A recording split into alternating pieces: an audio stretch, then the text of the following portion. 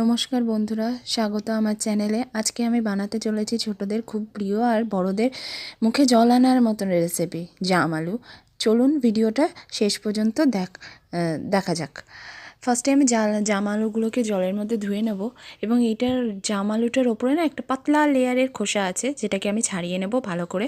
আপনারা চাইলে এই খোসা শুদ্ধই রান্না করতে পারেন, কোনো অসুবিধা হয় না। এই খোসাটায় পাতলা খোসা রান্না করার সাথে সাথেই এটা ঠিক হয়ে যায়। ফার্স্টে আমি কড়াইতে দিয়ে দেবো হচ্ছে একটু তেলটা গরম হবে, যখন গরম হয়ে যাওয়ার পর তারপরে আমি দিয়ে দেবো এতে জাম আলুগুলো।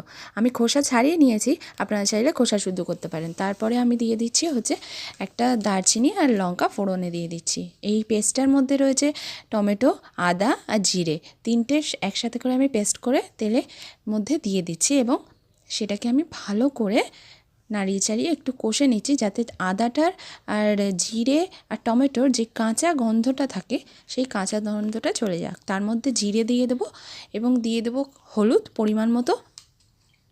তার মধ্যে দিয়ে দেবো কালার লঙ্কা দেয়া হয়ে গেলে এটাকে একটু ভালো করে নাড়িয়ে কষিয়ে নিতে হবে, যাতে এই মশলাগুলো একটু হালকা হালকা কষে যায়। তার মধ্যে দিয়ে দেবো আমি ঘরে পাতা টক দই দিলে, যেহেতু এটা নিরামিষ হচ্ছে, তাই জন্য টেস্টটা একটু ইনহ্যান্স হবে। তো তার মধ্যে দিয়ে দিলাম নুন স্বাদ মতন এবং ভেজে রাখা জাম আলুগুলো আমি দিয়ে দিলাম।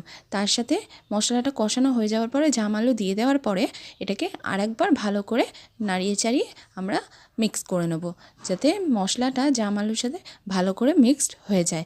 এবং তারপরে আমরা দিয়ে দিলাম কসুরি মেথি। যেহেতু এটা নিরামিষ আলুরদম, সেহেতু কসুরি মেথি দিলে টেস্টটাও ভালো লাগবে। তার সাথে দিয়ে দিলাম হচ্ছে অল্প করে টমেটো সসটাও কিন্তু টেস্টকে একটু এনহ্যান্স করে।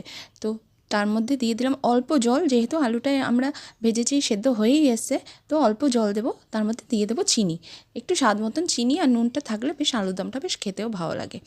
একটুখানি ফুটিয়ে সেদ্ধ করে নিই। তার মধ্যে ধনেপাতা দিয়ে দেবো। ধনেপাতারও একটা আলাদা ধরনের সেন্ট আছে, যেটা আমাদের খুবই সবার ভালো লাগে।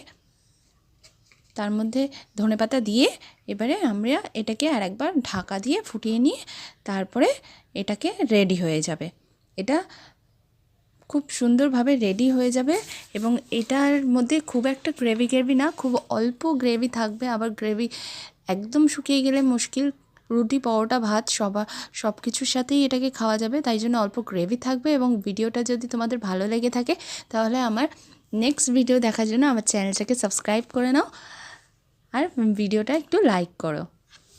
Thank you. আমি পরোটার সাথে সার্ভ করেছি, গরম গরম পরোটার সাথে। আপনারা চাইলে রুটির সাথেও বা ভাতের সাথে সার্ভ করতে পারবেন।